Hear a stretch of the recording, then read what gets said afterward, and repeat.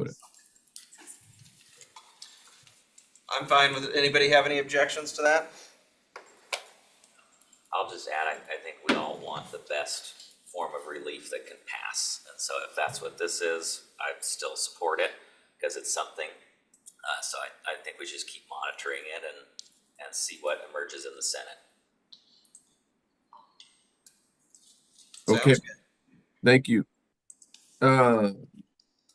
Next, a list of the public defense bills. Commissioner French, you had in particular brought this up last week, and I acknowledged that there was a list or a handful of bills and wanted to run through those with you really quickly. And then if there's any you want to add to the list, just flag them for me. The first one, 1911, and its companion, 5914. I don't know that one does much on the funding side and expansion of public defense. And I think Commissioner French, that's probably why you were asking, not opposed to the procedures. So as I can tell, I'm no attorney, but it sounds like 1911 does exactly what the title says there. So it seems like a more mechanical bill than a funding bill. Certainly you could support that if you'd wanted to, but I don't think that's why you raised the issue. No, it's not. I'm sorry? I just agreeing with you that it's not. Okay. The next one is the bill that was kind of the larger funding bill that had kind of the ramp up per year and percentages. It's a Senator Torres's bill. It did not make it out of the Law and Justice Committee. It might not even gotten a hearing. Pretty unlikely then that bill goes forward. But what I'm wondering is if there might not be some money in the budget. So I'll look at, Office of Public Defense specifically when the budget comes out. But this was what I guess I would call the broader funding bill.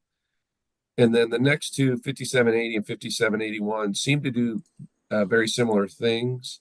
But 5780 is the one moving, and it creates just exactly what that says. Well, it creates a rural defense, public defense program, almost like, incentivizing graduates to go participate in the more underserved parts of the state. They're probably more geographically difficult and things like that. And then the last one is an indigent defense task force. And that bill didn't make it out of committee. I think there's probably some realities given the legal action that's been taken on the indigent defense issue. So, Commissioner French, specifically, there's frankly not a lot moving on that, but I think on the public defense issue, but we'll want to look to see what ends up in the budget. And, I did kind of a high level look into this. I have some more digging to do. So this is kind of my preliminary update on this, but we'll keep digging and provide you more information. Mr. French? Yeah, and thank you, Michael, for the summary. But there are there's a lot of conversation going on with regard to two specific bills. One is the public defender getting more money into indigent defense. And I can talk about the details around that more if we can do that in executive session, because there is litigation going on relative to that. So the litigation might have an impact on what actually the state ends up doing. The other bill is getting some attention, and that is incentivizing people to get into the profession of either public defense or prosecution. We are like on both sides of the equation. And so there are conversations about either providing grant money to get people into the profession or providing relief for if you agree to work for a certain period of time in some of the counties that are lacking in terms of public defense or prosecution for that. So that has got a lot of attention, and I would not be surprised to see something emerge out of that. Part of it's going to have a fiscal impact, so I'm sure that's going to weigh in on whether it gets any legs or not. But there's a lot of attention toward that and recognition across the state that that's a hole that needs to get filled desperately. So if we have an opportunity for executive session, I can take about 5 minutes and update you on the litigation side of the equation. Thank you. And Commissioner, if it's okay, just to add, so yeah, a lot of this is gonna be very budget driven.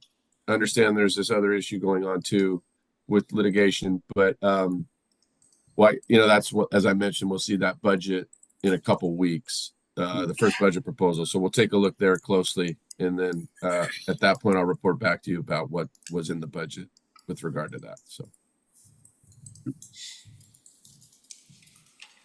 Other than that, commissioners, that's it for me. Things are starting to narrow here, so we'll be on the floor, like I said, for another week or so, and see what keeps moving and what doesn't.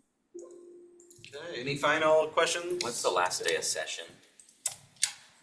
March 7th, Thursday, March 7th. So about 3 weeks from when budget gets released. Yeah, that's pretty normal, Commissioner. In any session after the first floor cutoff, which is what like I mentioned, is on the 13th. You almost always see the budgets right after that. So, and the supplemental budget is not near as, is not near as thorough, I guess. I don't know what word to use, but it just, because it's making more adjustments and changes. For instance, a given agency could have in the biennial budget, say 25 provisos or 25 spending items. In this budget, those same 25 will be there, but then there'll be adjustments, say to 2 or 3 to that agency. So it's just not near as much of the volume. That's why the session's shorter at the end of the day. So. Okay. All right. Okay. Well, thank you very much, Mike. Keep fighting Okay. over there. We'll see you. Thank you, commissioners. Have a good day. All right. Bye. Okay. We've been joined by Wes. And Anna, if you want to, you can come up to the table too. Sit at the big people stage. Yeah. All right. So we asked Wes to come in and give us an update on the MAC and some of the things that we helped him out with over the last year. So Wes, take it away. Yeah. Well, thanks for having us. It's great to be here.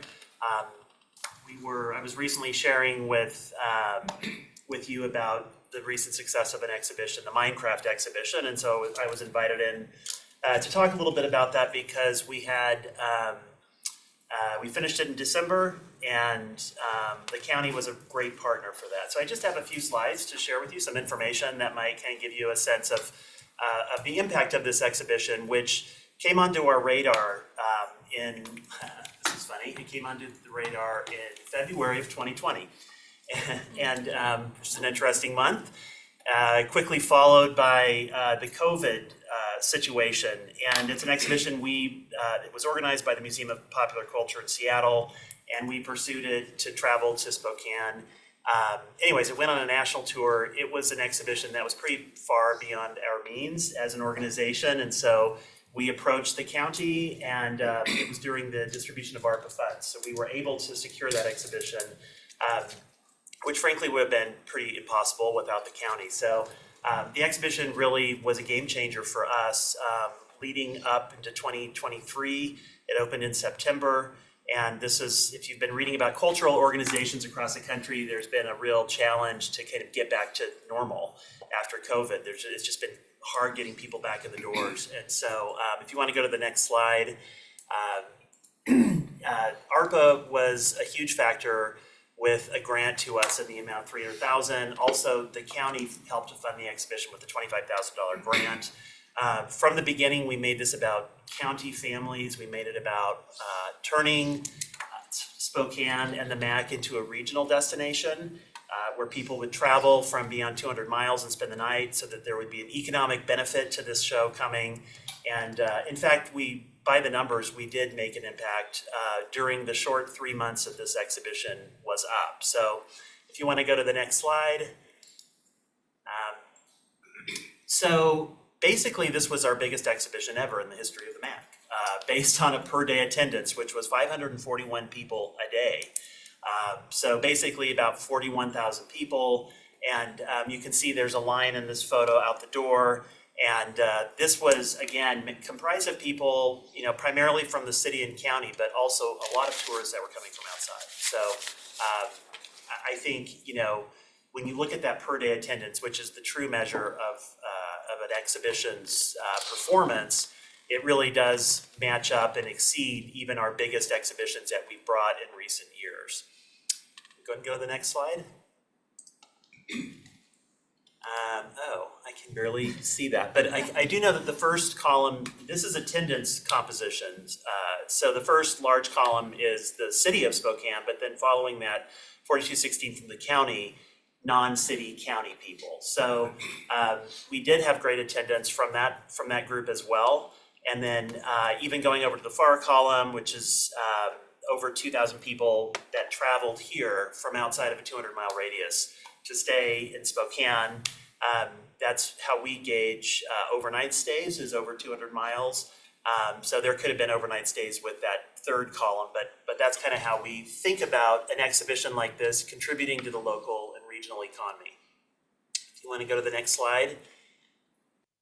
And just some other things was that this really put us back on track with the schools in the county and our ability to bring school kids. A lot of the Title I schools are not able to afford to come to the MAC. And so part of the ARPA grant was to help fund school buses and to help pay for admission. And it's not enough to say, we're going to cover your admission in this area. You actually have to pay for the bus too if you want the kids to come. And so combined with ARPA, Anna went out and raised some money in the community. And we were able to fund as many school groups as could fit on the schedule, and every single spot was booked. So every single spot. So you can see we had thousands of students coming to this show, which was really great. And we think of ourselves as an educational resource in the community. Teachers and school districts lean on us heavily, especially when there are exhibitions that are interactive like this, science-based, as well as others as well. So if you want to go to the next slide. And this is just kind of to show you the success on a membership level. That last column is 2023, and we reached over 4,500 members this year, which is, again, a historic record for the MAC. The MAC has been around for over 100 years. And so these are numbers that really did take us to kind of the next level, thanks to the county.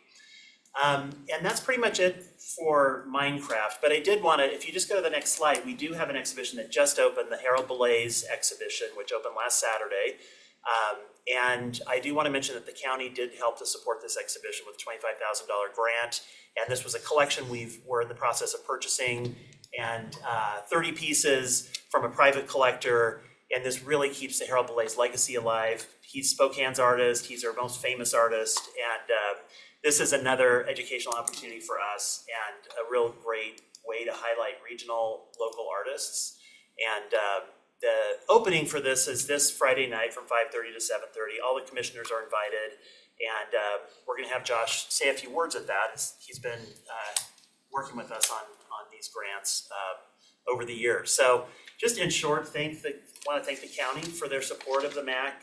We see a great benefit to the county with our outreach to the schools and to families, and certainly Minecraft put it all at the next level. So that is pretty much all I have to share. If you have any questions for me or anything about the MAC or the exhibition, I'd be happy to answer any questions. Okay. Any questions for Wes? I think we had a few more slides here about Well, I do have, we can quickly go through some other future shows that are coming. And on May 5th, we open the 50th anniversary exhibition for Expo 74. The MAC, as you may or may not know, has the archive for Expo. So we have sort of everything Expo at the MAC. And this is a big celebration of what was a transformative Expo for the city. We're excited about that. You go to the next slide. This is another artist who's opening this Friday, Ronaldo Gil Zambrano, who's a local artist who's been a great sort of creative force in the region. He's a printmaker, as you can see, and that is in a separate gallery from Harold Belays, but he's also an associate professor of art at Gonzaga and kind of an up-and-coming artist that we're highlighting. You want to go to the next slide? I think everyone will love our summer show, which is a 1970s car design exhibition, Driving the American Dream. So we've secured 11 classic 1970s cars for this exhibition. We're designing the gallery. Chris Bovee has given the whole thing a great 1970s showroom vibe that we're excited about. And this is really connected to the 1974 exhibition of the expo, which is consistent kind of with this time period. And also just discussing, the expo was about environmentalism, ecology, and the 70s were an interesting period in car design because of the oil embargo and what was going on and how things had to change. So it's a really fun show, I think also really educational.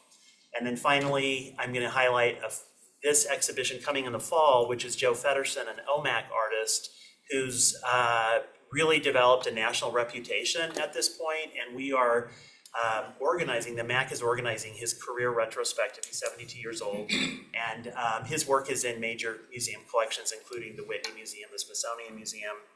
Lately, he's being collected by everybody, and so the MAC is proud to organize this traveling exhibition. It'll originate in Spokane and travel to 4 other museums nationwide.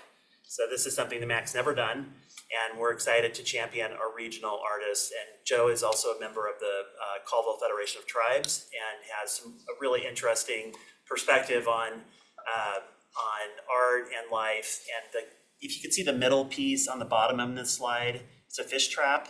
And it's a beautiful, large hanging installation. It's actually at Spokane Falls Community College, and it's kind of hard to see in this image, but it's a wonderful piece of art. So championing regional artists and really celebrating creativity and innovation in the region. That's what we do.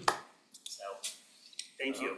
Thank you. Yeah. Does anybody have any questions for Wes or Anna? Commissioner French? Yeah, I just, the car show should be a lot of fun, and I just thought I'd share with the rest of the board, since none of them were around in the 70s, that in the 70s, they actually predicted, there was a fear that went across the country that by 1980, combustible engines would no longer exist. Yeah, that one turned out to be true, right? Yeah.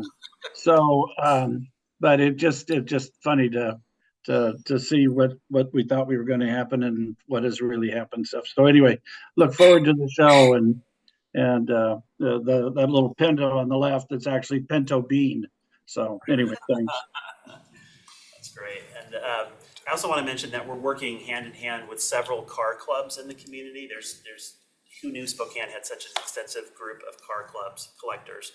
And so it's really kind of a community curated show. Awesome. Great. Awesome.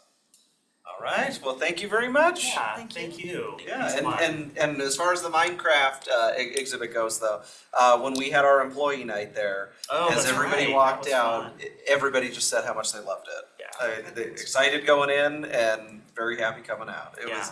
was a fantastic event. We love those employee nights. Those are really great. So, Yeah. yeah. All right. Well, thank you very much. Okay. Yeah. Bye.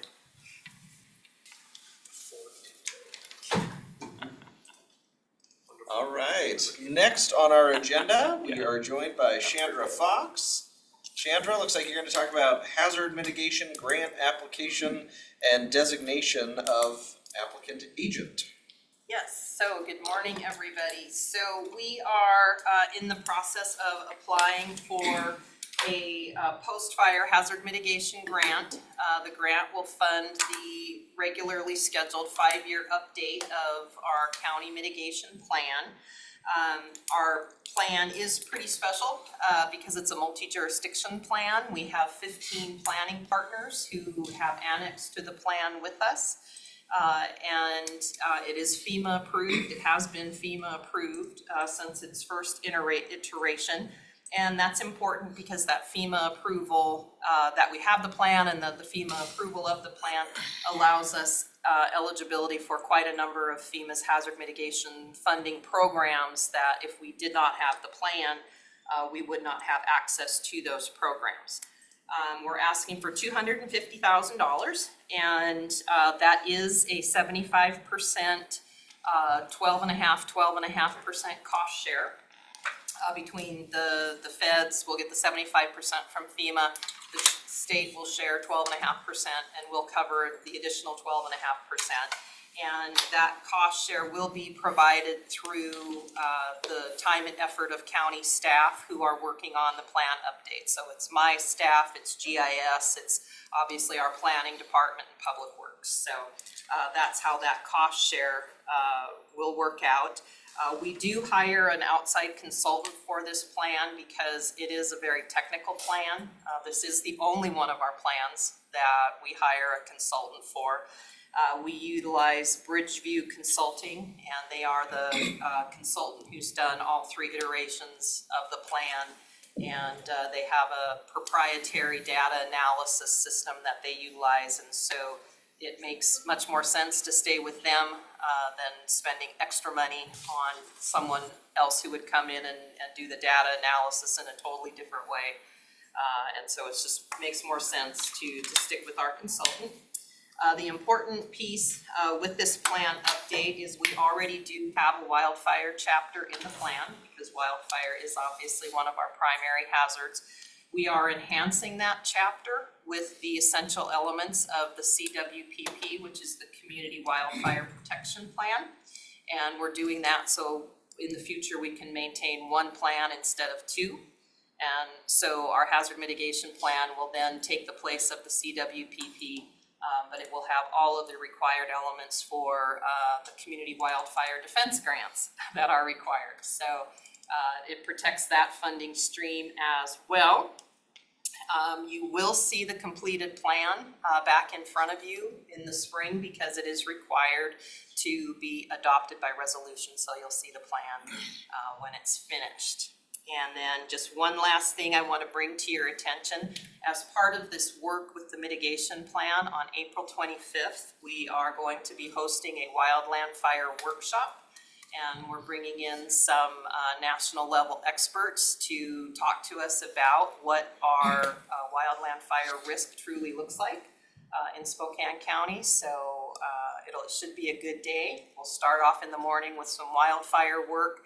We'll be providing a working lunch and we'll talk about community outreach and what we can do to educate our community on their responsibility around wildfire. And then in the afternoon, we'll transition to an actual work session on the new document itself. But that's April 25th, and you'll be seeing a flyer and registration for that as soon as we get it together. So, any questions? Any questions for Chandra?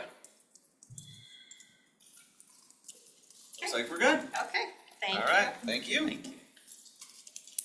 Okay, next up, agenda says Chris McKinney, Homeless Service Program Manager. Got George with us. Good morning. Good morning.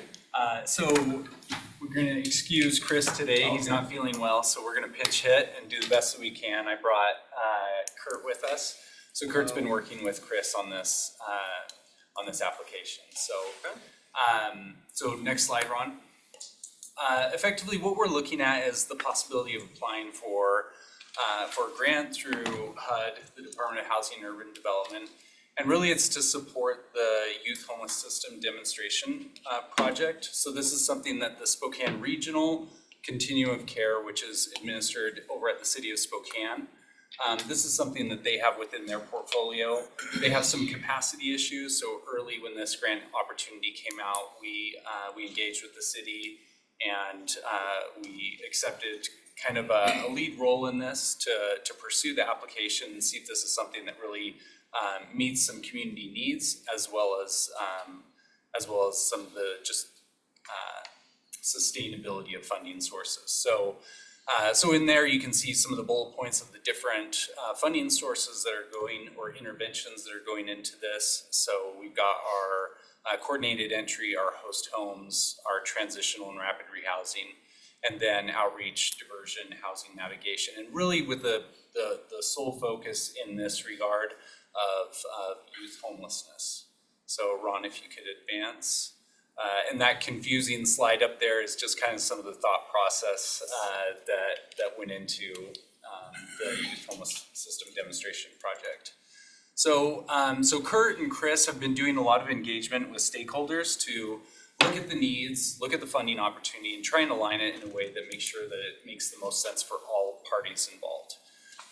So we've got our youth advisory board. So this youth advisory board is really kind of tasked with how do we address youth homelessness and make sure that we're connecting folks to resources. There's also the youth. So the youth advisory board has been, I think, struggling to find a home for a little while. And so just recently, just last week, we learned that Spectrum Center has offered to be the host organization for the Youth Advisory Board. And then, so part of what we're doing here is we're looking at, applying for funds to bring on 1.5 additional FTEs to really help with the navigation, connecting youth that are experiencing homelessness to resources that are available. So some of the partners include the Continuum of Care, the McKinney-Vento homeless liaisons through the school districts. We've reached out to the Washington State Youth Homeless Program coordinator. We also reached out to the Idaho Balance of State, knowing that we've got some folks over in the Coeur d'Alene area that may be accessing resources. So we've been really aware and trying to work with our regional partners to make sure that we're putting together the best proposal possible.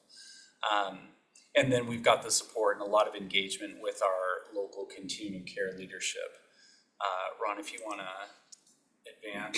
So here's really effectively our project proposal right now. One of the things I asked Kurt this morning when we were talking about this proposal, I said, what does success look like here? Recognizing that this grant has a duration of 30 months. And really what we're looking at as far as successful outcomes is a connection, an improved connection and coordination throughout our entire network of services for youth homelessness. So we recognize that this is a limited duration grant.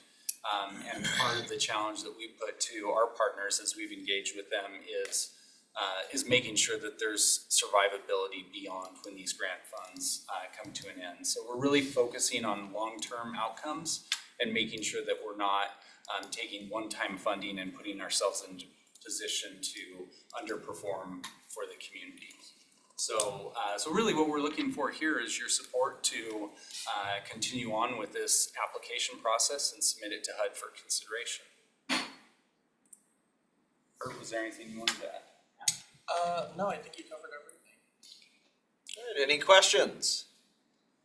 Commissioner Is Jordan?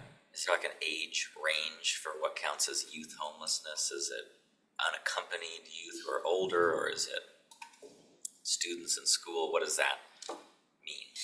Yes, so there is an age range. So youth would be considered like infant from I believe 18, so that would be youth homelessness. And then it would also accompany young adult homelessness, so that would be 20 to 25. And the funds could be used to basically help or target any of the folks in that age range. And one thing that's really important here is we're offering more like navigation of the entirety of the system as opposed to direct service provided through this. And follow-up question, Yeah. what's the actual amount we're applying for? So we're polishing up some of the numbers there, but approximately $200,000 is what we're looking at. So we're coming in at the lower end of the. Yeah. Okay. It says grant amounts are between 200,000 and 2 million, so we're coming in on the low end. Do you think does that better our chances of getting it? Since we're coming in on the lower end, since we're not asking for the maximum amount, but coming in sort of on that lower end, does that improve the chances of getting the grant, do you think? I would say yes. That's kind of what we heard from the state when we talked with them, that the proposal and kind of the direction that we're going will be that it should be a competitive proposal. And that was one thing, we didn't want to ask for so much that we have a really big gap to fill at the end of the 30 months. So what's reasonable, sustainable from the onset? So that's kind of where we came up with those numbers.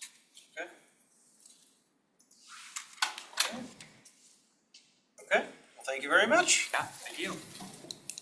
George, I think you're up next too. Yeah, and Pavel's gonna graduate here today. I'm gonna sit on the side. Okay, all right. Recess. All right, Pavel, talking about home and CDBG loan closeout and convert. Yes, sir. So I have two items, but the first one is this loan conversion. So back in February 17, 2022, there was a decision made to have a list of loans written off and forgiven. I've gone through and looked up all the parcel numbers that are attached to this loan. And as far as I know, there hasn't been any reconveyance or release of those liens. And I also haven't found any resolution that allows that through the BOCC. So I wanted to make sure that we get this list to you, share it with you. Basically let you know that there are no reconveyances done on them since this date. As far as I know, that at the auditor's or treasurer's office, all of these notes receivables haven't been zeroed out and written off either. So we've kind of done a write-off through our loan tracking software, but there hasn't been official steps done yet to actually zero them out, write them off, and issue reconveyances. This issue kind of arose because we had an escrow officer reach out to us to release a lien, and we realized that the property had already been sold, and the person selling that property now has this lien on their property, and they have nothing to do with the loan. But there's historic documentation that showing that the loan's been forgiven. We just haven't gone through the steps of actually releasing it. So basically, what my proposal is to have the board ratify this loans forgiven list, so that I would be able to go through and begin the legal processes of actually releasing these loans. These are all somewhat small amounts, so there's going to be very insignificant impact on the loan portfolio as well. Okay, yeah, it looks like he said less than 5%, the effect of the proposed loan changes on The cash flow less than would be less than 5%? 1%. That's for the complete list of individual loans. This one is actually not even, I think like 1/10%. Okay. For the total of these. Okay, any questions? Alright, looks good. Awesome, pretty quick and easy, Yeah. thank you. And then for the second item, it's the same about the individual loans. Basically my plan, and I guess I would say George agrees fully, is that our loan portfolio has been quite expensive to upkeep in the past. As we had most of our support services through community services, having all the financial side of that loan portfolio managed by them and by HCD. I believe the most recent estimate that I was able to somewhat confirm was that it was about $250,000 per year to manage that loan portfolio. So it would make sense for like an investing firm to have like a 1% management fee, but for affordable housing, low income individuals, it's not very sustainable. So basically my goal with this loan portfolio is to make it go down in operating costs and make it sustainable. I think I shared with you all last week that we're approximately getting about $400 or so thousand back from the loan portfolio per year, and it's most likely going to raise year over year. But we're only allowed to keep 10% of that for administration. So the goal is to get this loan portfolio under $45,000 per year for actually managing it. And a large part of the management of it is these individual loans, which, like I have written in the item, they're less than 5% of the total. So the proposal for this one is for all of those low-income individuals that have made enough payments to cover their principal balance, that we just write them off and get those liens released.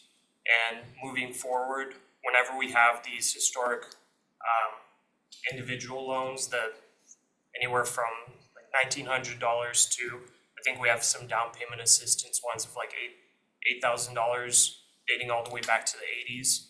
If they pay off up to the principal balance, then we just write off the rest and release them, because the management, I can see from a business side potentially it making sense, but from financially, it just doesn't make sense to keep these loans outstanding and managing them, because we're not getting the return on investment at all. So basically, some of these payments could be like $30 payments, and as you can imagine, we received the check, we're putting it into the financial systems where that check basically touches like 4 or 5 hands, and every single person's taking off admin for the work done. So that $30 is basically just, disappears right there and then. So it doesn't really make sense for us to keep these very small loans as long as, they pay off their principal. We can just get them off the loan portfolio. These were all loans given to people that could have received them as grants as well. So we did have the option to give them as grants, but it is good to at least keep them accountable, keep them from receiving just free money so they can, make irresponsible decisions and whatnot. So that's basically the proposal is, for the loans that have already, the individual loans, not the organizational loans, the individual loans that have already paid off an amount that's equal or above their principal value, we can write them off and get those released.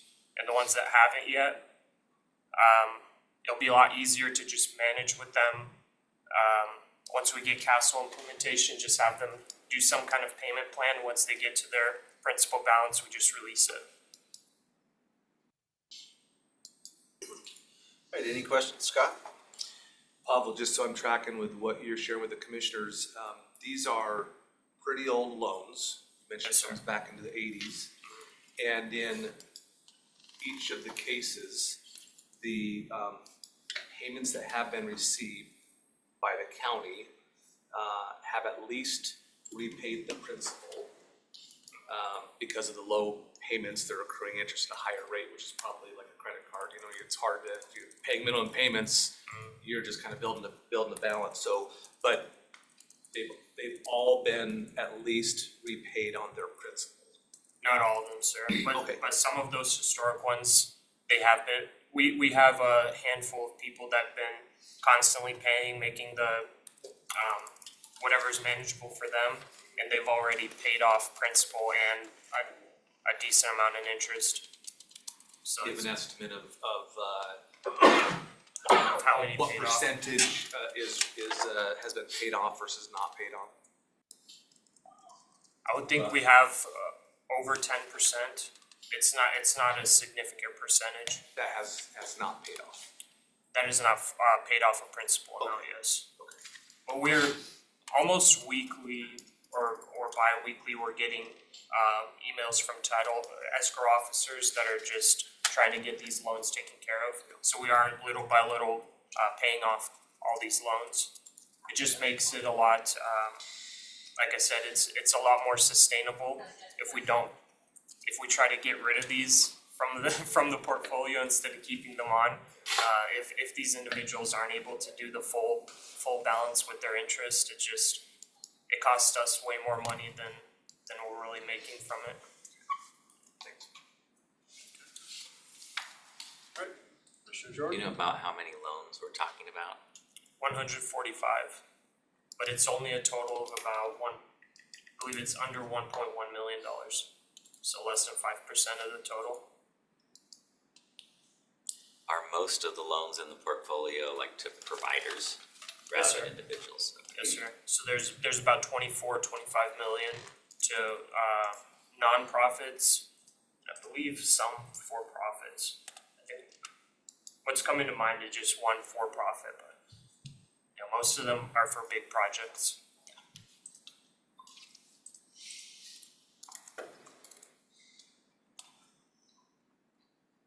You've talked with legal about this, no concerns on this? Okay.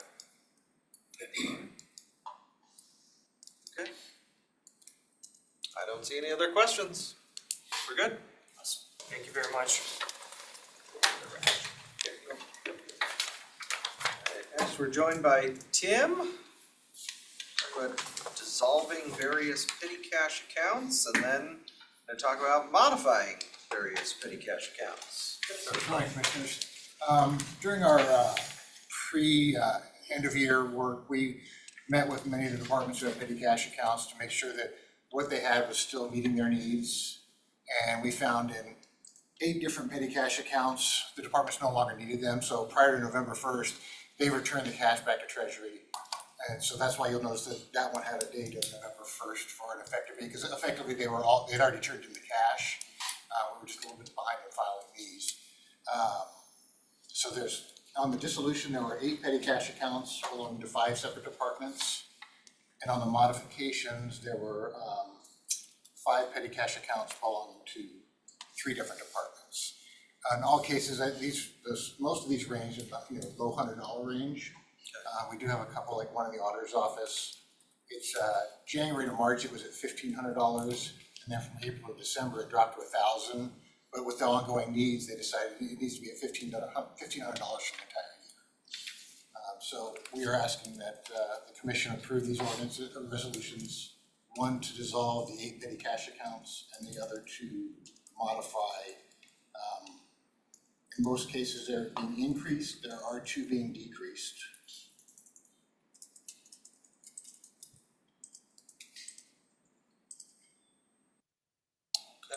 Any questions? Scott? It looks like most of these are kind of operational needs based, customer facing sort of things. I see auditor, licensing, golf course operations, parks, the aquatic centers and stuff. So that's more of it's cash on hand so they can do Cash on some hand, if transactions. people are coming in and they need change, a lot of them are change accounts. And some of them, like in the reporting office, more and more people coming in with $50 bills, $100 bills, as our costs go up. So having a little bit more money on hand is a smoother flow. Yeah, even the increase, I mean, it's still very low dollar amounts. Yeah, the largest one I think is $3,000. Yeah, for Parks and Rec, Southside Aquatic Center. Yes, sir. So. Okay, Awesome, thank you, sir. I think we're good. Thank you. All right, Jessica Hines is next up. We're way ahead of schedule, so. She'll be here shortly. All right, Pat is gonna step in. Okay. So, He took off somewhere, so. okay, I'll just take a quick time out if that's okay. Yeah, okay. We'll go at ease for, we'll do 5 minutes, I think? Yeah. Okay, we're gonna go at ease. It is 9:59. We're gonna go at ease until 10:05. So we'll be back in about 6 minutes.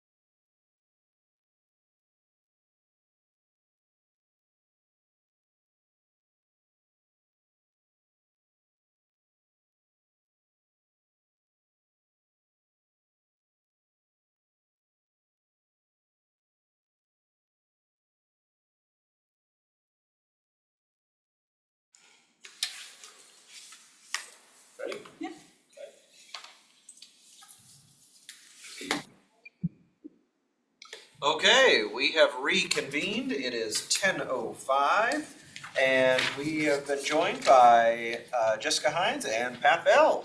Going to talk about our website update. Yes, good morning. We have a website refresh coming up that is launching on February 19th, so about 2 weeks from now, President's Day.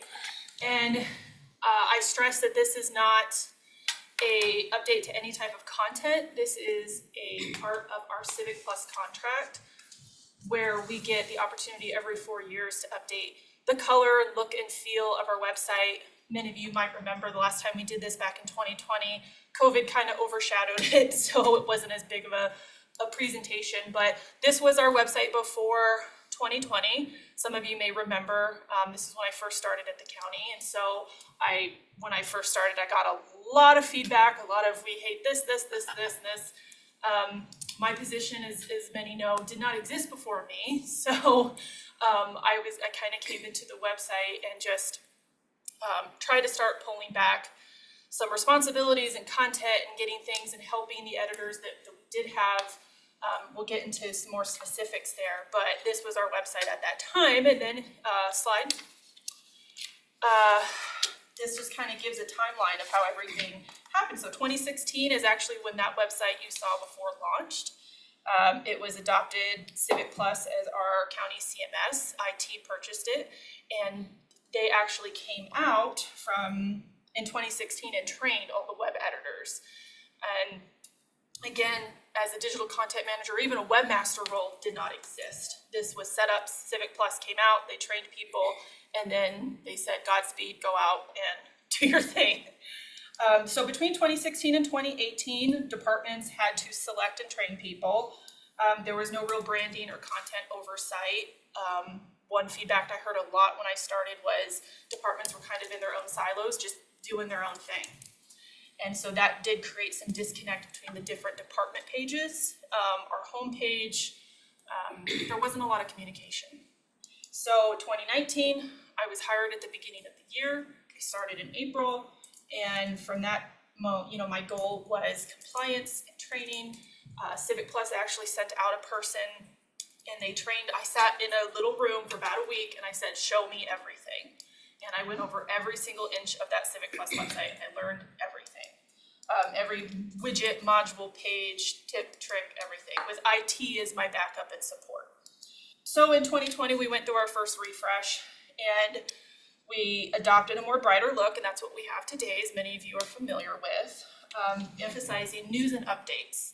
We wanted to really pull those and make the pictures stand out, grab people's attention when they came to the website. And then last year, knowing that we were hitting another refresh window, started collecting and researching what other counties are doing, what other states are doing, what works, what doesn't work, and talking with all the web editors, and also collecting feedback from our leadership, elected officials, department heads, and everyone in between. Every meeting I have, I'm always like, one of the questions I love to ask is, what website do you look at and say, man, I wish our website looked like that? Because while we might not be able to do the exact same thing, I want to know what those little things are that people like. So that's what we did. Slide. So a little bit more about Civic Plus. Again, they're our content management service or system. And so this is a platform that allows us to upload and showcase everything that we need. However, it's only customizable to a point. So while there may be a website that we really like, much like, let's say, Facebook, that's the parameters that you have to work in. Getting into the background, kind of like we all remember, some of us that maybe remember MySpace, and we could get in there and adjust the code and things like that. We try to forget that time. We don't want to remember that. We got to pick our own song. I know. Come on. Pick your top friends. Yeah, I know. That's awkward. Yeah, Tom. So, again, but Civic Plus is an all-in-one solution for us, and it helps us get it out there, and it is customizable to a point. And Never sold us. a lot of other, for notably Pierce County uses it. A lot of other places across the state and across the country use Civic Plus. This does rely on department editors. We have people that join in And a reminder, this is an additional responsibility for them. So departments don't hire specifically website editors. This is somebody who has elected to learn it and perform that task for their department. So they do have to go through training from me, but again, this is an additional duty on top of their regular job. Currently, we have 150 across the county. Some are very active, some are rarely active, but it's always being updated and monitored. And then the last part of that is me, the webmaster, kind of your CMS expert. Again, I know every inch of that website. Sometimes, I still get surprised by things, but as far as the widgets and modules and how things work, I'm that person that can clarify things for our editors. And, I do work closely with IT. And also a priority to, provide adherence to policies and standards and industry best practices. Slide. Can I pause you real quick? Of course, absolutely.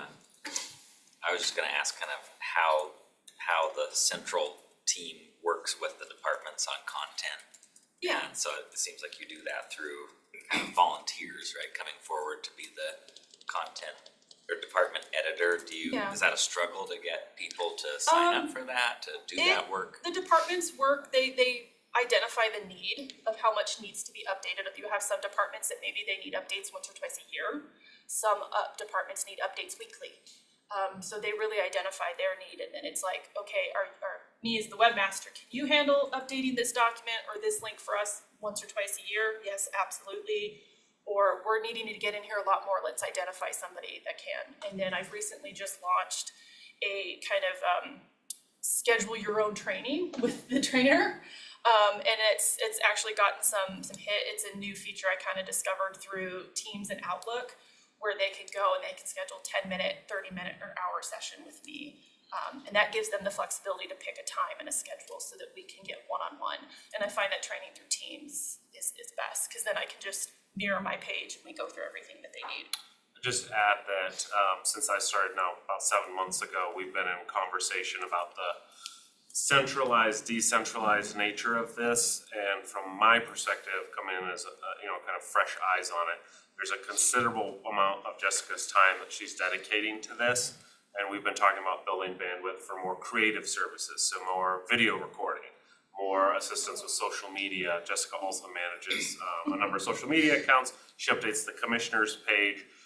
So we really are trying to focus on a train the trainer approach and have these individual web editors take more responsibility for updating things, because it is a significant amount of time if Jessica is to make every change to every web page available. But depending on what that staff knowledge is or experience is, Jessica will still step in and help with little kinks here and there that come up in the system. It's not so much at the technical level, that's kind of the partnership that we have with IT, but Jessica likes to say she has a kind of one foot in the comms office, 1 foot in the IT office. I will tell you, just from from an FTE basis, it's probably 50% of her position is spent in this webmaster role, because there are so many, not tickets, but requests coming in for assistance. You can imagine if you only get into a system once a year, you probably forgot how to do everything. And then the system changed and this button, so that is the helpful having her as the main contact with Civic Plus. So she has that high level knowledge of the website. The goal is, 90 somewhat plus 99% uptime as well. And so we haven't had a lot of failures there, but forms that quit working or they're getting spam, any given day it can be a lot of incoming. So yeah, IT, I work with them when it comes to security issues. Sometimes our forms will get hit with spam. Someone will get like 100 submissions, all of a sudden they're like, what's happening? So we work together to get in there and identify those issues. And then certain iframes or little things like that we can do to manipulate code, but IT does manage as far as the security. And when we create new editors, they actually go through their county ID. It's an authentication that goes through Civic Plus and our servers to make sure people have the correct access. And then once they are no longer editor, or they leave their department, or they leave the county, that's something we watch and we continuously update. So that's how that's managed too. So as far as admin and management, kind of building on that, some of the things that I use to help in that webmaster role, analytics and compliance. We have Site Improve, which is kind of like your Google Analytics, but this is a much larger platform that we use to analyze anything from hits to a website, search results, how people are getting to our website, how long they stay on a web page, what the bounce rate is, I can see where they're coming from in the States, you know, if someone in Canada searches something and they get to our site, what devices they're using. And then I'll get into that. We have another slide kind of showing some of those trends for your information. And then the CMS, the Civic Plus. On top of that, we also have archiving and public records. I work with Tony Denaro sometimes when we have a request for the website as well as social media. That's just kind of a twofold. So Page Freezer is what we use. They archive our entire website, all of our social media accounts, plus I believe our intranet, the SharePoint, all of those we can pull records for when we get those requests. And then our news and media, you know, various social media pages and other accounts that we use to do the job. That list is always kind of changing. But it's really just to optimize the content and the structure. You know, we're always looking at what's happening in the industry. These things are always evolving and changing. So next slide, these are some of the analytics I thought the board would be interested in. So I just looked at 2023 numbers. So for 2023, we had 3 million viewers. That's unique visitors to our website. Highest peak traffic occurs through August and September. It's pretty obvious that's probably because of the fair. And then the slowest traffic occurs in February. So right about now, we're not seeing the most traffic. 60% we get from search engines. So someone's just Googling something, you know, how do I get this or this? And then 30% is direct traffic. Probably they have it saved in their history or their favorites. Probably a lot of that's just me getting in there. So people who have things earmarked, that's that direct traffic. 12%, that represents our most popular page, which, drumroll please, is the inmate roster. So that takes up 12%. The Mage page or the home page is around 9%, and then you can see it goes down from there. Assessor, scraps, elections, online payments. Yes, of course. Is this updated? Cause I thought my county spotlight would have taken over If those views are Hey, going that's up. part of the home page. I You know, see the it, spotlights it's are on there. taken off. 12-month look back, yeah. Oh, fair enough. I'd love to see the most current data when all that gets There finished. we go. And then it's to note that, you know, a little over half people get on from their mobile device. So that's something we have to take in is how mobile friendly our website is. And that was something from in 2020 when we updated that we really had to take a look at. And again, looking at that right now with how things load on a phone. And especially when we have forms and things like that, they're being updated. Chrome is the most popular browser, and 46% of users are on a desktop. So next page. These are our search results. So these were people, when they come to our website, what they are putting in that search bar. Again, inmate roster is still very popular. And then it kind of is a concoction of cats, dogs, jobs, divorce, hours, tickets, kittens. But cats and dogs are always at the top of that list. I see certain things where you see at the bottom, where do I get a concealed weapons permit? That one fluctuates based on the time of year, what's going on. But this list is really important for me because this also helps me drive what do we put on the homepage? What are those top links we put forward? And what do we push towards social media? If I see an increase in searches for how do I get a marriage certificate, or where do I find my birth certificate? How do I get copies of that? How do I make a public marriage request? I might take that and then translate that into social media to help alleviate those search frustrations. So again, that's always changing, and I'm happy to share, you know, additional updates down the road as that changes throughout the year, so that for your own, you know, information. Scott? Yeah. Josh. No, quick question. Oh, yeah, go for it. Just an observation, when you look at, I would have expected tax parcel searches to be Yeah. one of the highest. And if you look at the common themes in here, it really is, because parcel information search, scout, and parcel search does show the high utilization I expected of that. So, Yeah. I don't know where that is on our webpage, but We tried, those are on the homepage, so even though those links are brought to the forefront, people still like to search for them. sure. Yeah. And I think this can provide some insights to the commissioners and their staff about what are those common services people think about when they're coming to the website. And this whole idea of, you know, e-services is, we're 24 years into this from the time, I don't know exactly when the county first got its website. 2000. 2000, so 24 years of experience, which is pretty common. And as Jessica said, you know, we know this is what people are searching for and looking for, but how do we think about from an operational standpoint, how are we providing the most efficient, effective, transparent, and accessible e-services to our constituents? So, you know, it gives us a little bit of insight into that. It's not just all about navigability, if that's a word, and such. It's really how are we being responsive to what people are looking for and asking for from the county. One really neat feature of analytics, it's not in this presentation, but I'm happy to get a printout, is we can see, we have a feature called heat maps. And so I can pull up a page, usually I look at the home page, and it shows me where people are clicking the most on that page, how far they scrolled on the page, where did they stop. And so that's kind of a heat map of the actual real behavior of someone on a web page. And you'll see, so these are just searches, but you can see, wow, a lot of people clicked on the online services. That's a big one. And then during certain times of the year, they're looking for the sewer payments. And I can see that button is just like white hot, you know. So that's a really interesting tool that we use for our big pages, especially pages that have payments, pages that have search functions, the fair page, different things like that. We can really see what the behavior is, even of mouse clicks or how they're scrolling. Something I took from that when we went into the 2020 refresh is we realized people were not scrolling past that very top of the website. So that's where we really focus, pushing a lot of the content up. You don't want to bury it because people don't scroll down a page.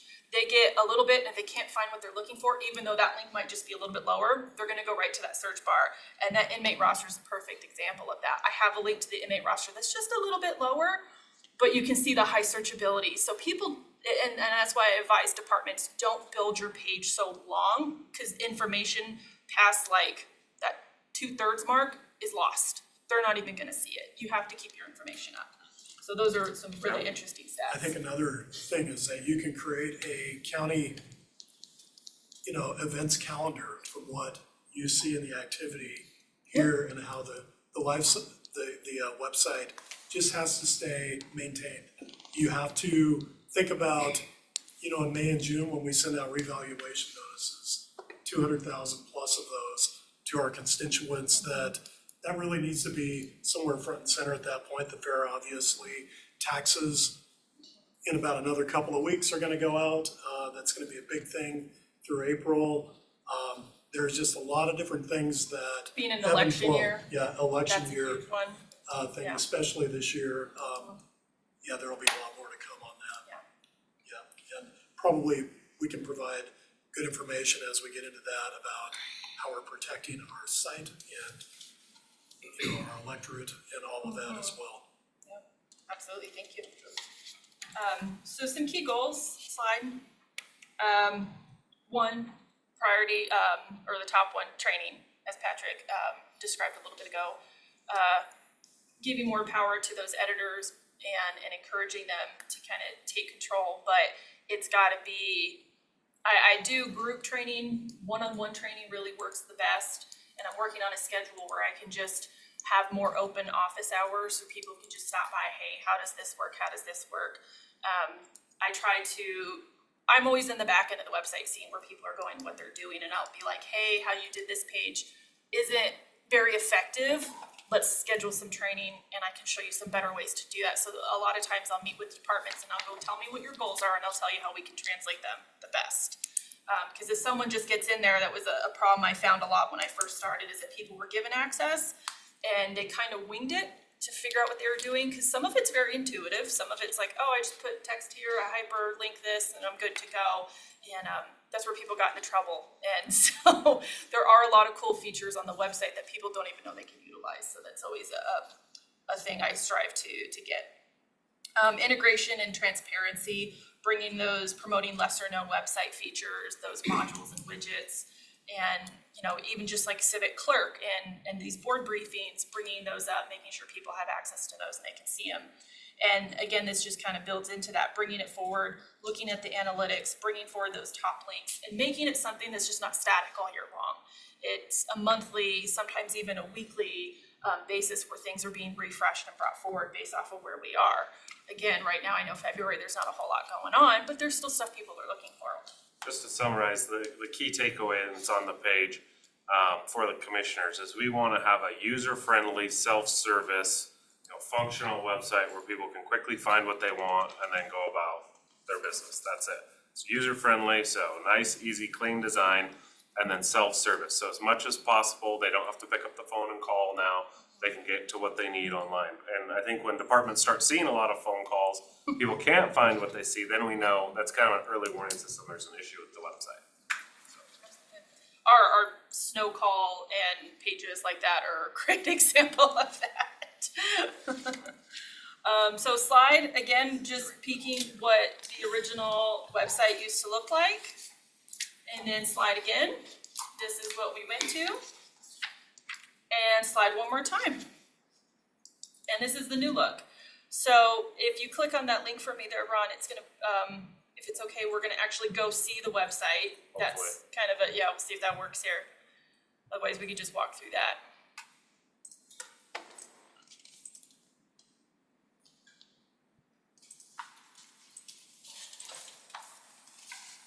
Oh, perfect. Thank you so much. So right up at the top there, we're going with a darker color scheme. Those rotating banners right there will be updated. So that will give us a chance to bring those news items. Obviously, the entrance to the courthouse, it's just all stand-in items right there. But one thing I really like that we did, you see those social media links up at the top near the search bar. Those are going to be customizable for the departments. And so again, it's bringing those top links right there next to the search button. That little envelope there is to sign up for the different newsletters and alerts, things for the website. But just really bringing those links. I know we have, 5 new commissioners, two new, sorry, who really want to promote that kind of stuff, and bringing it a little higher up on the page is going to kind of build that transparency. People can connect in a way that they're more comfortable with. Scroll down a little bit. We have some new buttons. You can hover over those. They kind of turn blue. We had the round buttons for a long time, so we're just refreshing those. You scroll down a little more. The popular resources, this is a great new addition.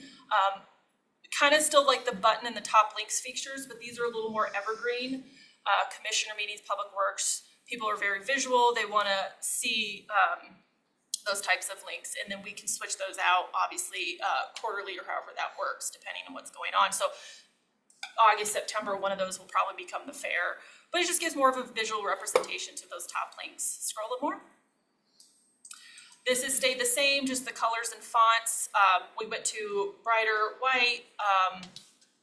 We can see the latest news, the calendar, and the social media links again are available there. And these are all customizable throughout the year. Continue scrolling, please.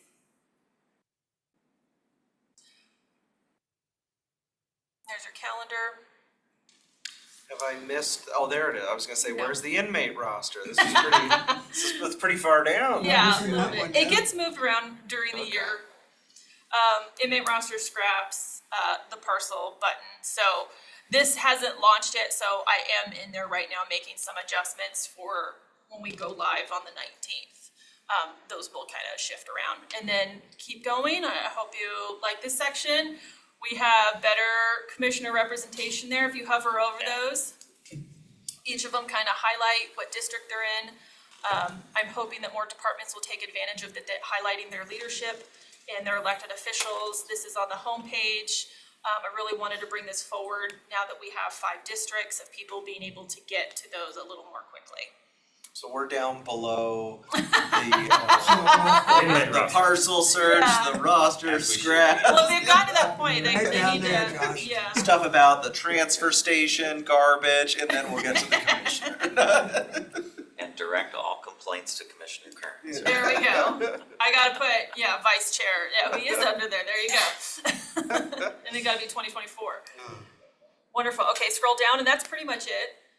Then the bottom of the website again. So if you click one more time, I would go back to the slide, please.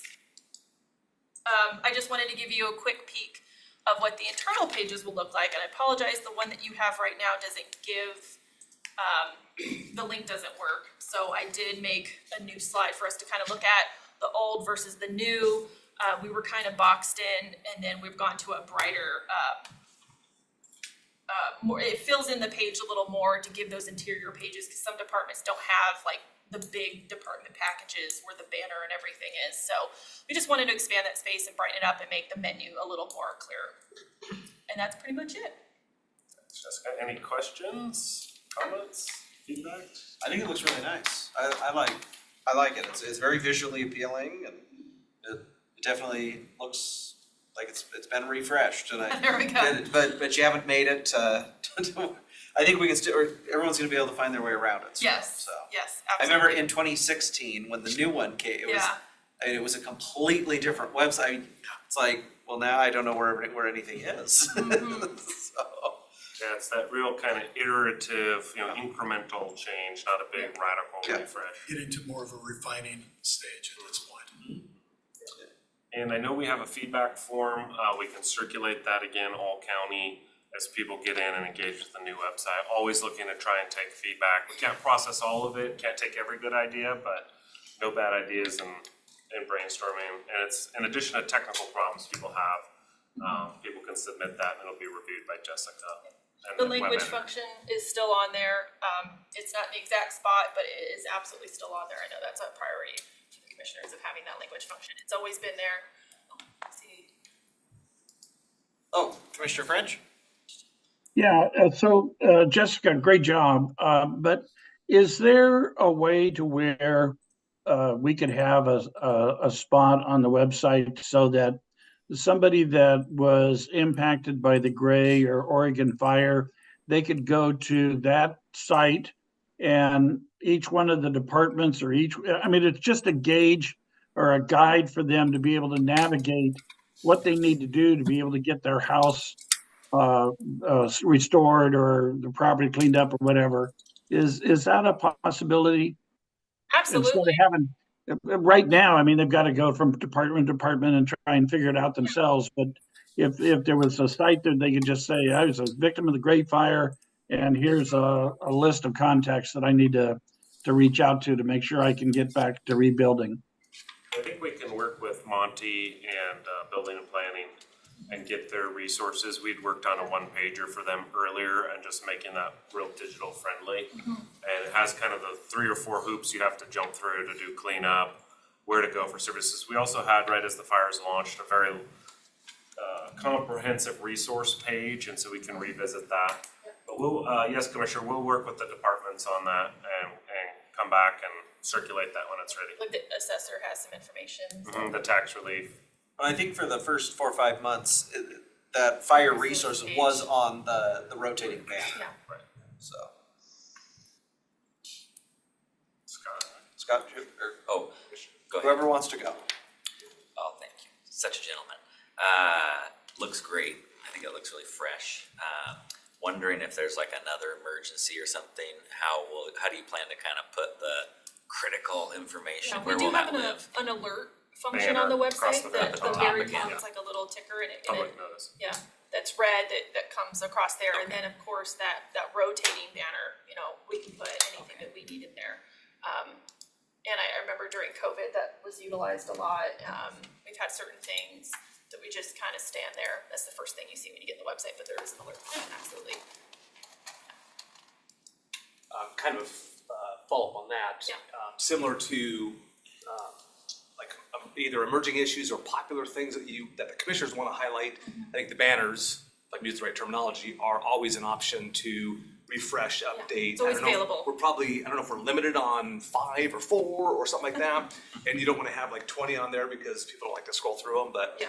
as the commissioners, like Commissioner French just mentioned, having the Oregon and Graysville Fire on there for fire resources, having it on there for a period of time, those are ones that, one could run for 7 months, 6 months. Some might run for a month or 2 or whatnot. So I think I'm speaking accurately that if you find some things that you'd like to highlight on the banner that would be important for all the community, to reach out to Jessica and Pat on those. The other thing I was gonna ask on was, I don't know how we would do this, but we certainly, you're talking about the feedback that we're getting internally. Is there a feedback loop that would be effective for our citizens who use the page. Are we already doing that, or? We have a is form that- available, yes. Form, It doesn't get used as much as you'd think. Yeah. I just got one the other day. I probably get one every few months. And, or the front office, I know Shelley has gotten a call, hey, this isn't working, and then she'll let me know. I'm thinking about like suggested enhancements, how to make it more, because for us, while we use it, it's mostly for the public's benefit. And I don't know that we have any super users of our website from a customer standpoint, but you know, it's important feedback to hear navigability. No, that's an interesting point, I don't know how you get it. because we do get through our help desk from the citizens. They point out things on the website. I think what we And they could, send those to me. Yeah. I think what we could do is work with Civic Plus and understand, sometimes when you navigate in 2 or 3 pages, and the site can almost tell, the software can almost tell, you know, you've probably found what you're looking for, like we've served you, maybe you've clicked a submit button, then a pop-up with a survey for a user survey for the general public. You see that on a lot of government sites, so we can check and see if that's available. And just a real quick, you know, 5 questions, how was your visit today, how easy was it to find what you're looking for, you know, a suggestion box, something like that, Scott? Yeah, that's what I'm thinking. So Just we'll see to, if that's available.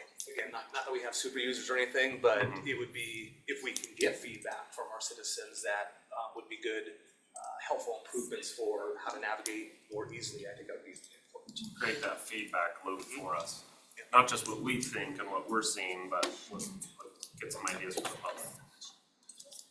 And then for the board's benefit of just making the website, if you'd like to make website updates, you know, I could come back once a quarter, give you some analytics updates, show you how things are going, just for your own awareness of how the public is engaging with the website. Happy to do that, whether that's here or in an email, but we can absolutely start doing that. Similar to the news clips, we could produce a quarterly analytics document or something. That'd be great. That's all I have. Thank you. Right, next up we have Eric Green from the Sheriff's Office, gonna talk about video wall and consoles for the Real-Time Crime Center. Good morning. Alright. Most of you probably haven't seen my face before, so I was gonna say that this might be your first time visiting with yeah, us. I'm the project manager. This is my first time in here. Alright, How exciting. yes, welcome. So what we're looking for today is for the county commissioners to approve a purchase of $311,000 or $311,081.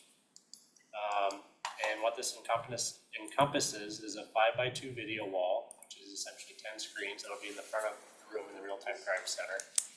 And then 6 sit-to-stand workstation consoles, which are different than like your normal desk, because you have like that dispatcher functionality. They're designed for people that are basically sitting in the chairs all day. Also included in this is the software, which is Canvas software is the name of it. The video wall is a Jupyter solution. We spent a lot of time looking at functionality with this.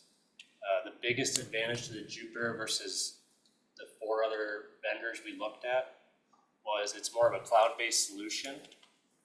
So, for example, say we wanted to mimic what was on the video wall in the Real-Time Crime Center in the Spokane Valley Police Precinct or out at Shrek's, or even in like an EOC if you've got an emergency going on, where you wanted that situational awareness. As long as you have a user with a floating license, the software actually allows you to be able to pull up exactly what they're seeing in the Real-Time Crime Center, essentially in any location that has an internet connection. The other vendors didn't offer that. It was really expensive to try and push some of that stuff to other places because you had hardware requirements and that kind of thing. So this solution ended up working the best. Initially, we were given what we found out was a bare bones quote, which came in at like $195. So when we actually went out to look at these, we were given sticker shock when it came back at $650,000 for video wall software and consoles.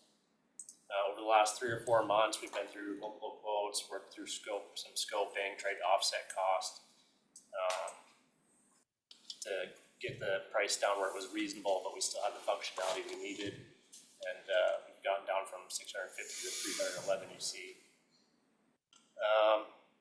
And then 48 of that is the sit-to-stand consoles. This is on an Omnia Partners contract, cooperative agreement, which has been vetted by purchasing. And that's all I've got. I can answer any questions. How big did you say the video wall is? It's a 5x2, 10 screens. So basically, 2 screens, one's on top of each other, 5 across. So at what total area does that cover? It'd be an entire wall. I don't know the exact dimensions of the wall. It was like 25 feet by whatever the size of 2 screens would be, 4 or 5 feet. What are the size of the screens? Okay. 65-inch, I believe. Okay, They're okay. big, it's, Okay, so it'll cover it's, the entire so you wall. got 10 60-inch screens Is it up there. that- Okay, yeah. okay. All right. Right, any questions? Commissioner Jordan?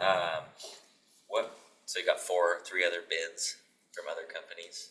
Is that what you said? What was kind of the advantage of this group versus the others? So it was the functionality. So they all came in similarly once we got the scope adjusted and kind of weeded out some of the places we could offset. I mean, they were all $15,000 to $20,000 apart. The advantage to this one was the functionality of being able to essentially share that video wall anywhere as long as you have a user that can log in. And that's the part I guess I left out. So there's part of this is 2 fixed licenses and 2 floating licenses. Floating licenses would allow essentially that user to log on from anywhere. Those licenses are perpetual, so there's no recurring cost with that. There's 1 year of maintenance, software updates included as well.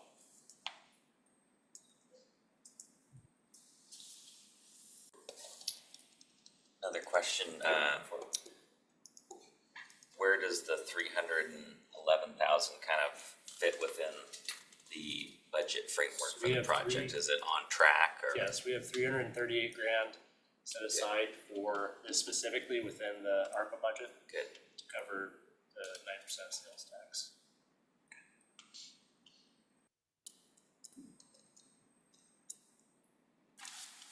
Okay.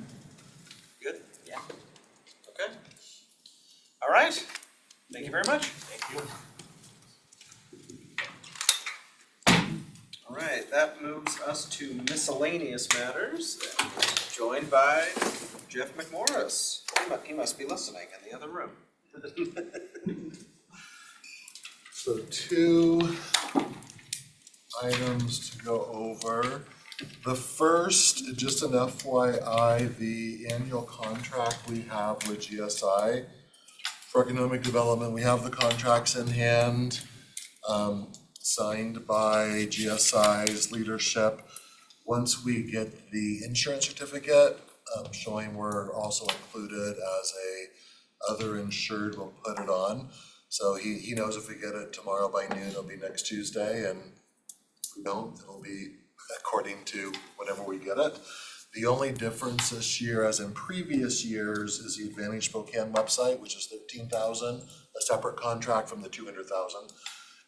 They're looking at the GIS component of that website that pulls in kind of data in real time.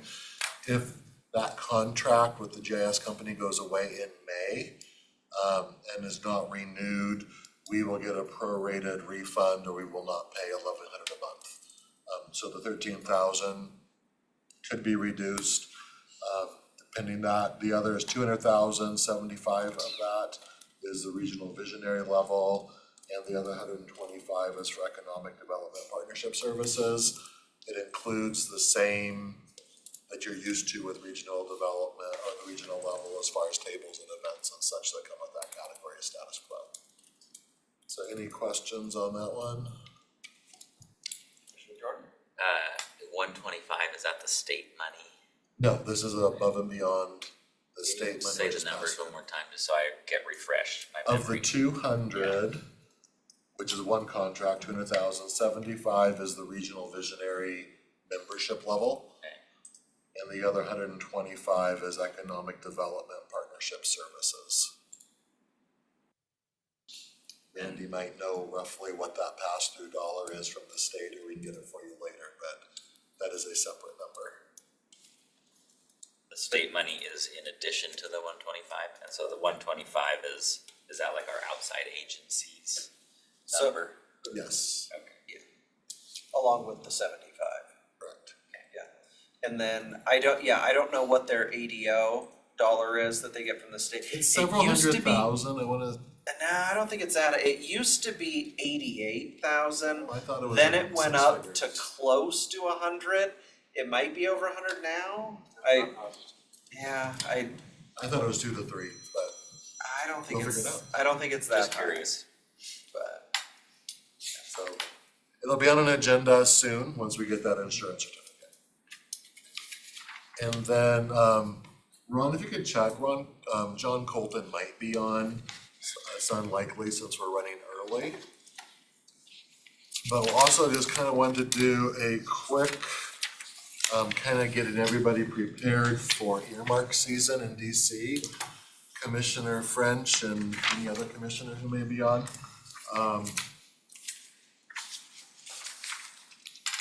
These should be in your inbox. But wanted to just go over the congressional earmark process, get you thinking about priorities, and then in the next week or two, I think we should have the Desmond group in to have a discussion. By way of review, the last 2 years, we've submitted 3 requests each. Each year we had an Invista Stadium request, each year we had a Hatch Road request. Neither of those were funded in either. 2 years ago, we had a Craig Road request out near the airport, which was funded at a 3 million level. Those funds are available to us at this point. Last year, we had, or I guess it's actually this year, we put it in last year for the 24 budget that is not yet passed in Congress, is another 4.5 million for the I-90 interchange out at Craig, Four Lakes. That one is currently in the House budget. The senators have said that they will also push forward on the Senate side. But if we do not actually pass a budget this year and continue the year on continuing resolutions, commonly called CRs, since it was, earmarks don't make CRs. So we're waiting to see, at this point, I think we're probably running 50-50, whether we'll actually finish out the federal calendar, October to October, on CRs, or they actually pass a budget. For earmarks, which the whole world calls them earmarks unless you're talking to somebody in Congress. So in the Senate, they call them Congressional Directed Spending. You also hear CDS as the acronym. All of the 12 bills on the sheet below are open for earmarks in the Senate. The senators also have no limits beyond common sense when it comes to the number of projects and the amount they request. So whatever they think they can get, they can put in, or they can put any of themselves they don't think they'll get. On the House side, they call it community project funding. I've never heard it acronymed. You will hear it just reduced to community projects. Only the 7 bills listed in yellow are actually open in the House. 2 years ago, all 12 were open. In 24, for the 24 budget, in calendar year 23, it's confusing with the years. Only these 7 were open since we're still in the same 2-year Congress. I'm assuming it'll be the same 7 this year. The House is limited, as you see, 15 requests, up to 5 million per, and the House has a total earmark cap of half of 1% of the total discretionary spending. The House is also requiring a federal nexus. So last year, of the 3 that went in, the I-90 interchange, because of its proximity to Fairchild and the ability of that back gate, that was actually the only project that was submitted that qualified on the House side. The other 2 did qualify on the Senate side. And then also you see the last bullet point, museum, memorials, parks, anything that are frequently named after a person are prohibited in the House side. Generally speaking, when things come together in a conference committee, if the senators put something into one of the bills that the House doesn't allow it, it still can go through, but it will not start on the House side. Also smart to, know your audience, know your senator, know your member of Congress, ask them for something that they are willing to publicly advocate for, go down on the House floor, particularly on the House side, and that sometimes require the members of Congress to speak to it publicly. So, use common sense there. And then just two acronyms, number 10 and 12, you'll often just hear them called MILCON or THUD. Since those are both open bills, good acronyms to be aware of if you're talking on federal land. If you flip it over, one thing that I've noticed isn't super common knowledge I wanted to bring up, just as Heather and I keep reminding our ARP awardees, you didn't win the lottery, you don't get a big check from Publishers Clearinghouse. You are awarded funding for a specific project. It does not get you around any of the rules or deadlines that come with that funding. What it is they will have a category for funding, say it's roads. If you have to provide a 25% match for that category, we have to provide it for the earmark. We still have to apply for all of these grants. All it does is give you a guaranteed outcome that if you are qualified and you meet all of the details, we know we will get that money. But staff still has to apply for it, jump through all the hoops. And if there's deadlines, is also, as we remind all of our ARP people, we've been talking about, you can't keep it in the account for 5 years and then decide what to do with it. It does come generally, sometimes road projects have a longer lead time or major infrastructure, but most of the funding will expire with that budget. Just like we have in Olympia, the June 30 deadline is a frequent thing. Another reminder, we usually ask for money, but you can't ask for policy changes. You just ask for a language request as well as a funding request. All three of our offices, both senators and the congresswoman, require 2 or 3 letters of support from community partners. So we need to have lead time on these decisions to get out there and get our partners to provide letters of support. Like for Vista Stadium, we had a lot of youth sports organizations, GSI stuff, the road projects up at the airport provided. So a lot of the normal groups you think of around town will provide letters of support. On the flip side, we often get asked for letters of support for their project in return. Already talked about make sure they're willing. Remember, particularly with Senator Murray being chair of appropriations, big deal in the appropriations world, we're not only limited to earmarks. She is very good at just increasing a line item in a way that's actually not called an earmark, but putting a proviso in the budget that says, we're adding X amount of dollars and these dollars can only be spent for X products. As you see in Olympia, in a state that touches the Pacific Ocean and the Canadian border and has a population of such, so that it only works for Spokane. So we want to definitely put forward some earmark requests, but at the same time, there's other ways to make asks. An example for that, put a Maddie's Place example, that's just an example of something that could happen. It's one I know you've talked about, but she could plus up one of those and then require something such as that. Things that I've also noticed the last 2 years since I've been here, the senators and the congresswoman, they don't differentiate between the sheriff department and the commissioners and the medical examiner, the assessor, the auditor, or anybody else. So when they get something that comes from Spokane County, they assume we have our stuff together and we are unified. As is common in most places, different departments, different people have different priorities, particularly when it comes to separately electeds. Obviously, they can make whatever requests they want. You have no jurisdiction there. When it comes to departments that report up to you, I would suggest you do have some jurisdiction there. Because one time I did mention to one of the offices, we didn't get any funding last year. Why not? And they go, oh, contrary, you did. The medical examiner got this and the sheriff got that. And it's like, oh, okay, duly noted. So just to the best of our ability, it'd be good to kind of know what others from the county are doing, particularly on the House side where there is a limit of 15 requests.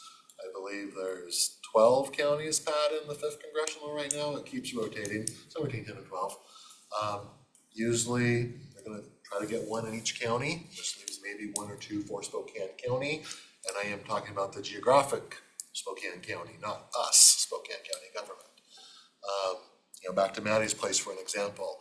If they put in something for a Maddie's Place or the city, that's Spokane County in the eyes of that office, generally speaking.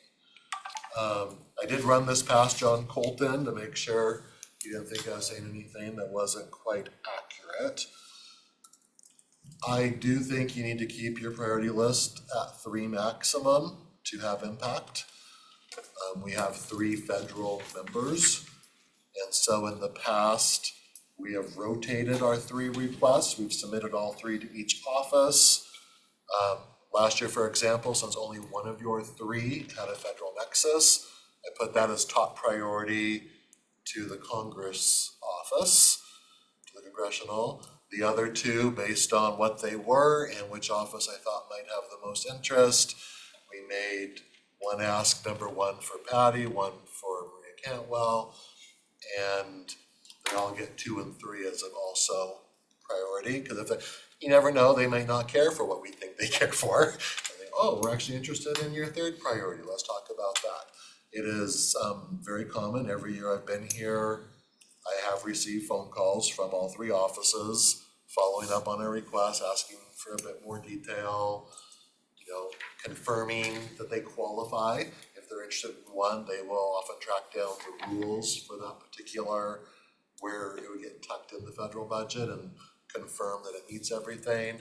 They don't want the egg on face, just as you guys don't want the egg on face of asking for something. It actually gets approved and then, oh, sorry, it doesn't qualify. We actually can't accept the support. So, 15 in the House, 15 requests per member. Per member. And have they defined federal nexus?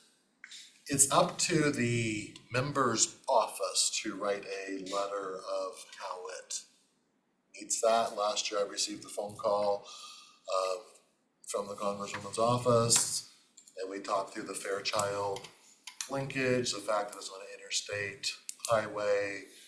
They felt that that was something that they could work with, so that's the one they put in. Obviously, the other 2 had 0 federal access. So it's in the eye of the beholder, the congressional office. But they also have to be comfortable either standing before the committee, the subcommittee of appropriations that deals with whichever budget, and make the case. Generally speaking, they have to make the case for sure at the subcommittee level, possibly at the full committee or the well of the House. So they're not, the House is not taking any earmarks related to labor, health and human services, education. Does that Correct. include HUD? No, HUD is in the THUD bill, number 12. Oh, okay. I don't know why transportation and HUD are together, but they are. Okay. So that's the one known as THUD. Labor was, I actually saw a list of the most frequent of these 12.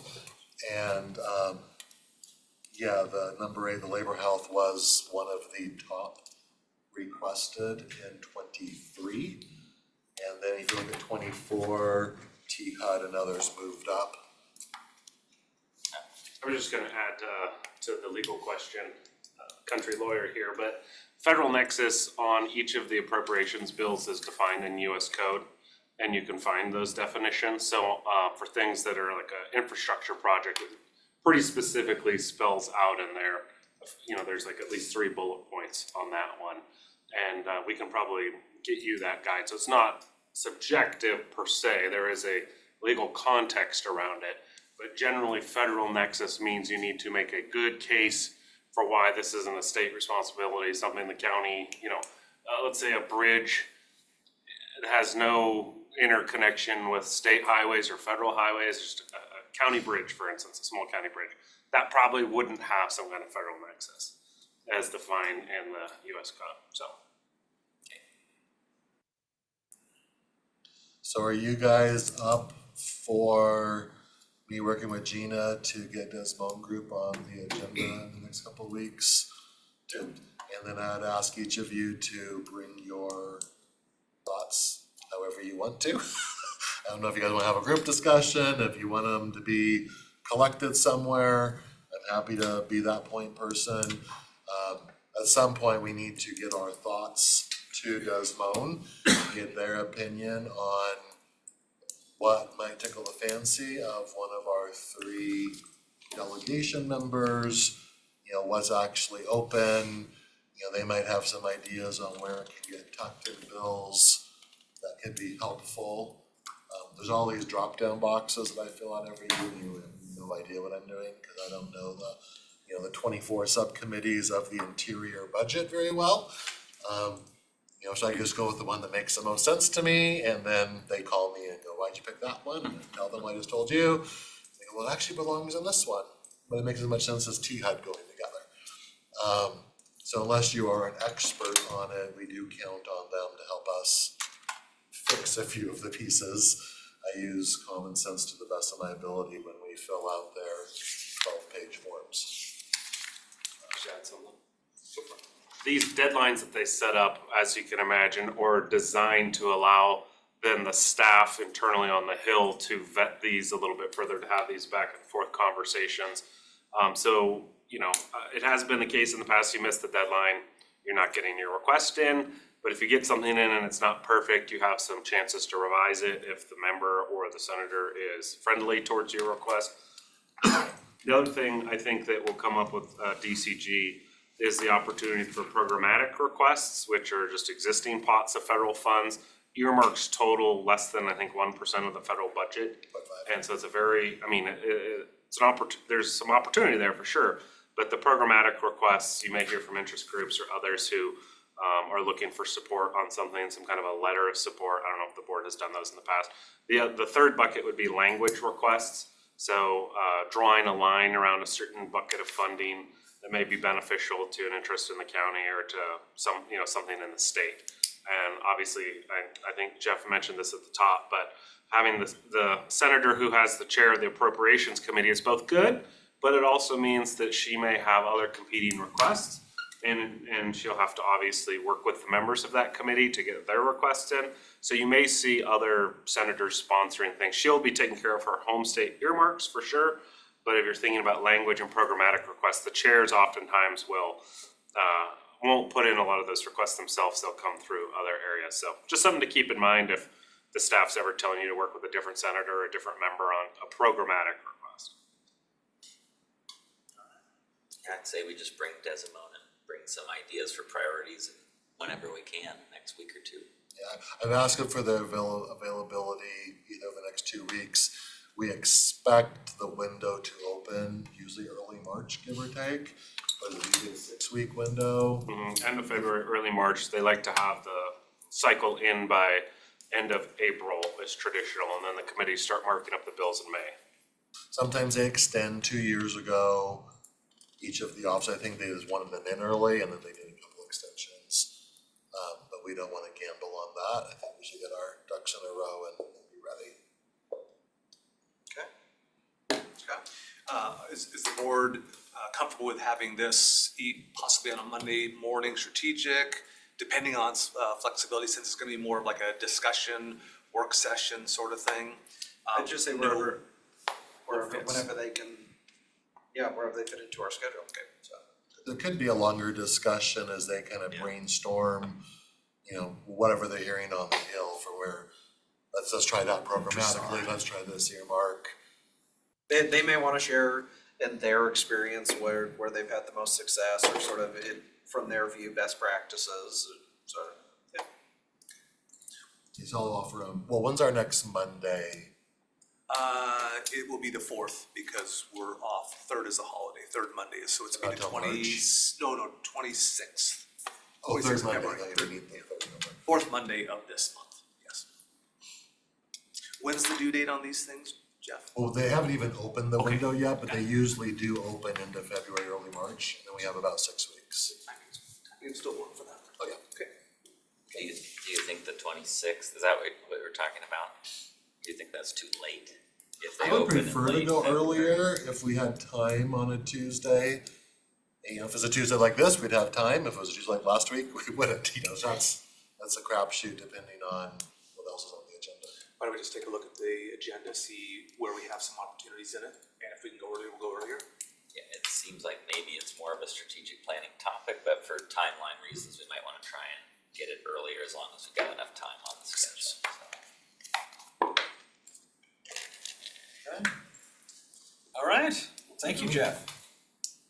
All right, the other agenda item under miscellaneous that we had was, so on last month, at the end of last month, we interviewed candidates for the Board of Health. So it was the 4 elected members, which is myself, Commissioner Cooney, Commissioner Waldron, and Councilman Cathcart. We interviewed a number of people, I think it was 11 or 12 total individuals for the 3 different categories.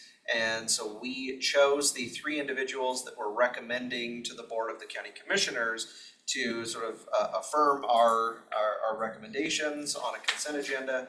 Those 3 individuals are representing public health will be Monica Blakowski-May, who's an MD, Patricia Keenholz, who will represent the consumer of public health, and Charlie Daranona, who will represent community stakeholders of public health. So those are the 3 names that have been sent over from SRHD. So if we could get that on a consent agenda and get those individuals appointed before our next Board of Health meeting, that would be great, so. February 29th.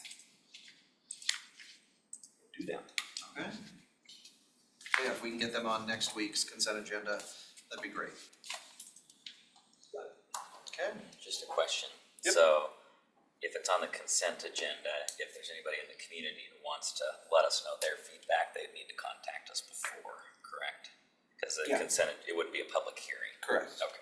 And that's the, in by noon on Monday, any public comment, or any written comment? Good. Okay. Any other miscellaneous items? Meat cheerleaders. What? Meat cheerleaders. Oh, yeah.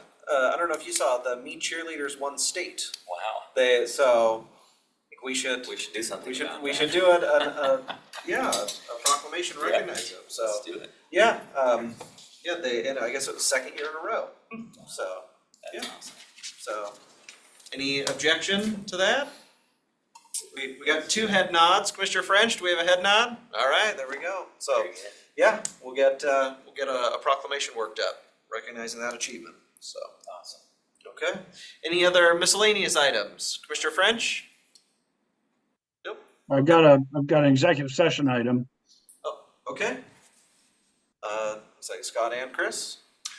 Just quickly, if you recall, the beginning of last year, the commissioners had approved an interlocal agreement between the county and Broadlink. As Broadlink was standing up, they didn't have any administrative support staff. So the agreement basically allowed for the county to provide a loaned executive, some accounts payable, accounts receivable, fiscal and budget, legal, and some other ancillary services. It provided for a payment of a charge up to $200,000 a year for that. Now they've stood up, they've got their own legal, finance, accounts payable, all that sort of stuff. But they still do have a need for GIS services for helping to plot and do some data stuff for their broadband.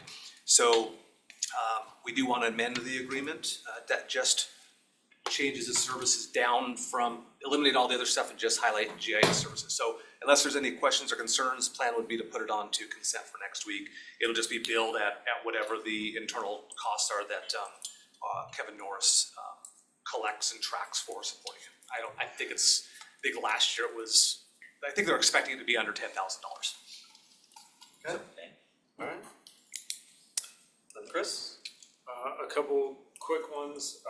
We did receive from the City of Airway Heights final statement on escrow. Airway Heights has approved the agreement yesterday evening at their agenda.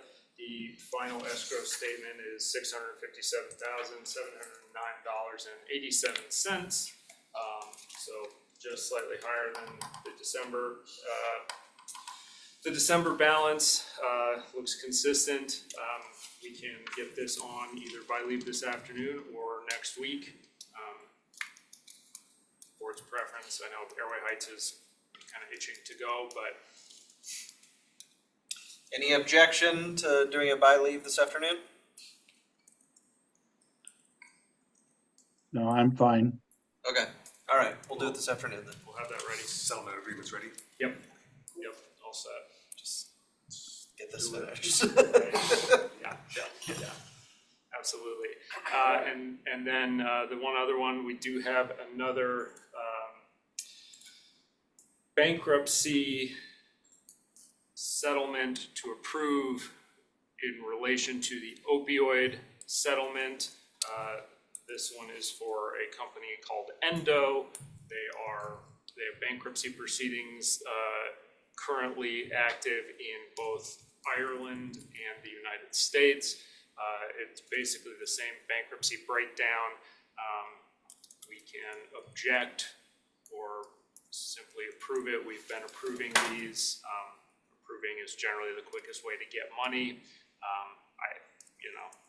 That is what the attorney, Keller Rohrbach, is recommending clients to do. So that is how we've been proceeding. I would say unless the board has specific concerns, if there are specific concerns, we would go into executive session and discuss more specifics, but we would advise simply following the course we've been on, and we will let Keller Rohrbach know that we approve. Do we have to take any action, or can we just direct you that? It's pursuant to litigation. This is kind of standard course, so. Sounds good. Just wanted to let everybody know what's going on. Okay. All right.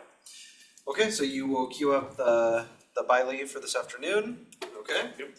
Anything, before we go to Commissioner French's executive session, anything else?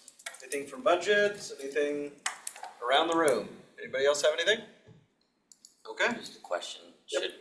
should we wait till the afternoon for exec sessions if we'll have all 5 present? I was gonna ask too. What are your thoughts, Commissioner French? Would you rather have all 5 this afternoon? Oh, sure, why not? Okay.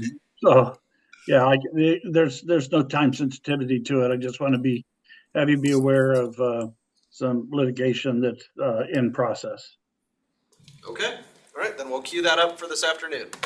And I've got one too, wait for this to happen as well. I was hoping for the same thing, as many commissioners would be available. Okay. All right, well, if there's nothing else for today, it is 11:13. We will be meeting back at 2 o'clock this afternoon for our consent agenda, so